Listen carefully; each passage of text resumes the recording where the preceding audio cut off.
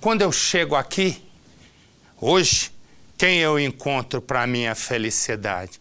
A nossa Lenisa, que é uma dama, né?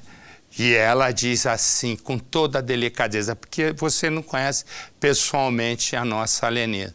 A Lenisa é uma dama. Ela disse, boa tarde, Marcelo. Eu disse, boa tarde, Lenisa. Ela disse, como vai? Eu digo, eu vou bem. Ele disse, passou bem o feriado? Eu digo, passei em pé trabalhando.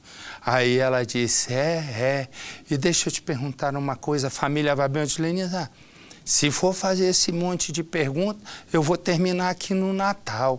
Eu disse, não, porque eu queria te contar a história de Amélia. Eu digo, Amélia? É. A história de Amélia Babá. E aí? Eu digo, o que é? Ela disse, a Amélia namora um comerciante, Marcelo Antônio, mas é uma relação muito recente. Aí ela me mostra essas duas fotos. Eu digo, não tem uma foto melhor? Eu disse, você não sabe a complicação que foi para arrumar essas duas, a de Amélia e de Antônio. Eu digo, e aí? Não, eles só têm um mês de namoro. Eu digo, só um? Mas então ainda está no sapé que é a explosão. Ela disse, estava. Por que estava? Eu digo, ele estava no sapé que é a explosão, não estava mais? Não. Elas foram para um forró. Antônio, Amélia e uma sobrinha de Amélia. E aí o que aconteceu? Na madrugada, deu uma discussão de Amélia com Antônio, porque um estava olhando para eu, outro estava olhando para aquele. Eu digo, e aí? Ele foi embora, Marcelo. E a Amélia? A Amélia tomou um táxi, deixou a sobrinha em casa e foi conversar com Antônio. Eu digo, jura? E aí? Marcelo, a Amélia sumiu. Eu digo, eu não acredito. Sumiu? Sumiu. Mas não deixou nada, nenhuma informação. Eu digo, e aí? Aí, Marcelo, a polícia foi atrás do Antônio. Ele prestou depoimento, disse que a namorada passou lá para pegar umas coisas e que foi embora. Mas esse Antônio só falou isso e a polícia engoliu. Inicialmente engoliu. E aí ele disse, ele tem um bar. Eu digo, bom, voltaram no bar, não.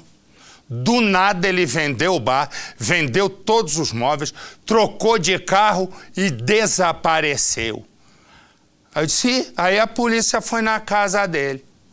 Eu digo, eu não acredito. Ele deixou para trás um monte de coisa de Amélia e no meio daquele monte o celular de Amélia todo quebrado. Eu digo, quer dizer, a polícia foi na casa dele depois que ele fugiu.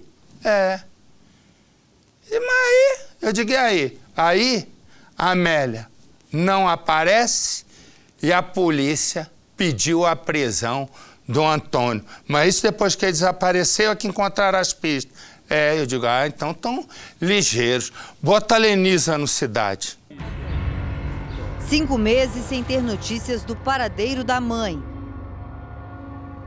Amélia, de 47 anos. Uma babá que tinha muito orgulho do filho Fernando. Nessa foto, beija o filho no casamento dele.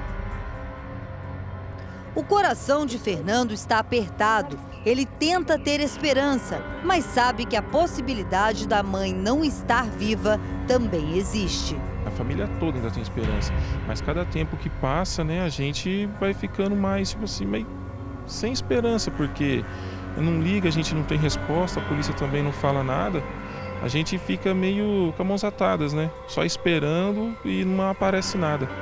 Amélia já passou datas importantes demais longe da família. Ela sempre ligava, trazia alguns presentes, até no aniversário do meu irmão, tudo. Até no aniversário dela, que já passou também, ela aparecia. Mas passou já 3 datas comemorativas da nossa família, e ela não apareceu ainda. Para a polícia, o caso misterioso tem indícios de que o responsável pelo sumiço de Amélia seja o namorado, Antônio, de 66 anos. Na casa de Antônio, a polícia encontrou esta bolsa, este creme e o aparelho de celular de Amélia, completamente destruído. Menos de um mês depois do desaparecimento sem explicação de Amélia, a última pessoa que teria tido contato com a babá resolve se mudar, às pressas, e abandona tudo para trás. Depois do sumiço misterioso de Amélia, Antônio também desapareceu. O dele foi diferente.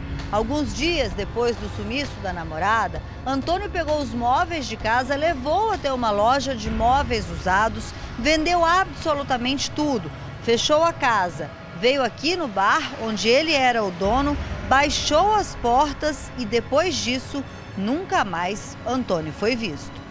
Os sumiços misteriosos da babá e logo em seguida o de Antônio despertaram a atenção da vizinhança. Batalhadora, trabalhava, né? Vinha aí poucas vezes, mas sempre aparecia, né? Eu sei dizer essas conversas dela. Conheço mais de vista, mas é uma mulher trabalhadeira, né? Que sempre trabalhou, estava desempregada, sempre falou, a irmã dela perguntava se eu conhecia algum lugar para ela trabalhar, né? Mas eu vi assim, indo para o trabalho, voltando do trabalho, né? De repente a gente fica sabendo que sumiu.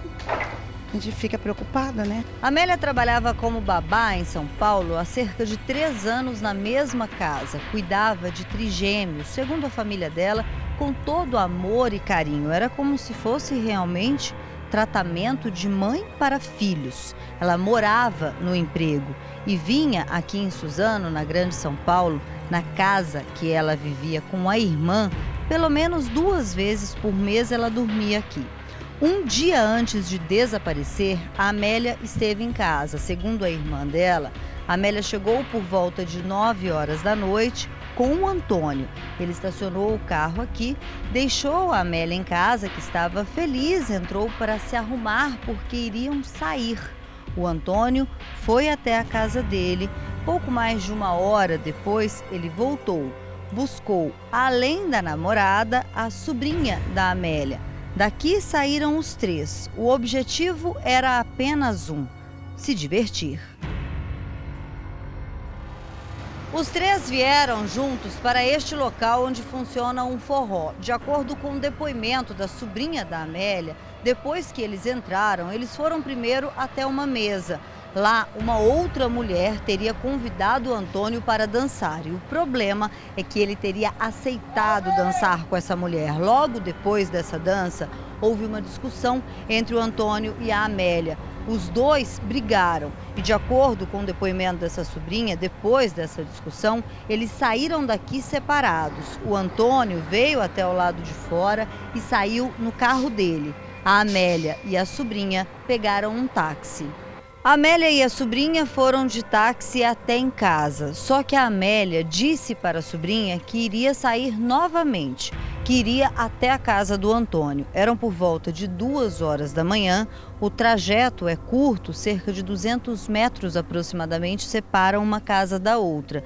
E a certeza que o filho da Amélia tem de que realmente naquela madrugada ela esteve aqui, é que tempos depois ele encontrou o celular da mãe quebrado lá dentro. A polícia conseguiu um mandado de busca e apreensão e foi até a casa de Antônio. O celular e os outros objetos da babá foram apreendidos. Antônio chegou a ser ouvido na delegacia e resolveu desaparecer. Na casa onde Antônio vivia, agora mora este homem. Giovanni já conhecia Antônio e diz que ele era enrolado com mulheres. Ele sempre saía assim os finais de semana, né, pra ir num forró, né, se divertir um pouquinho, que ele gostava muito de dançar e sempre ele vinha com uma mulher diferente. Antônio deixou para trás o cachorro, que agora é cuidado por Giovanni, e muita, mas muita desconfiança. Saiu, vendeu as coisas, não sei para onde ele foi, não tive notícias. Até os filhos dele mesmo, um dos filhos dele que veio fazer serviço comigo, né, veio querer informação porque nem ele mesmo sabia. Nem a família do Antônio sabe dele? Não, ele sumiu sem nenhum paradeiro, sem dar notícia para ninguém.